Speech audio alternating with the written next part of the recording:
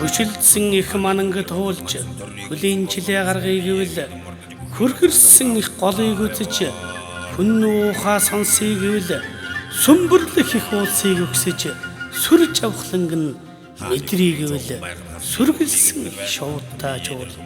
сүүн сэтгэлийг нь сүсгэлээ гэвэл сүүлчийн баажин усад очаараа мөндөрлөг их бороонд орж мөн чанарыг нь таны гэвэл мөчрлөн ургах чацган амталж мөр замаа милай гэвэл мөргөлийн замаар даянчилж буйныг шихий хүртээ гэвэл мөөгт тайгаад даянчилж буруу зөвөр амьдрий гэвэл мөнхийн дэваажин увсад очоороо эрчилсэн хөх салхин далгадуулж эр зөргөө чангалыг гэвэл эрэмгийн хурдны нуруунд сууж эрийн хэмэр сэргээ гэвэл их шигт хөөми ихлийн татлага сонсож элэг зүрхэн хөглий гэвэл эгэлгүй ардын эрх чөлөө гэдэлж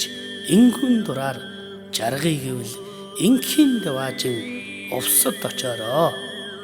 дэлгэрсэн цэцгийн өнгөн дуусаж дэндүү сайхныг мэдрээ гэвэл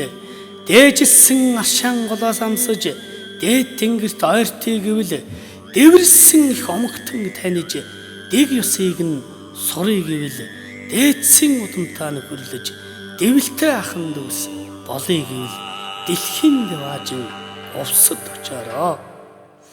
одод хөвөх нуурн жилдэж онгод хиймраа сэргээе гэвэл огторгон далаа найраг сонсож оюун мэлмигээ нээ гэвэл гал сэтгэлтэй бүсгүйтэй учирч гарын цайг нь ууя гэвэл ган сэлмэсгэрүүлсэн галтангийн нутгаар зугаалъя гэвэл газрын дэваажин увсад та очлоо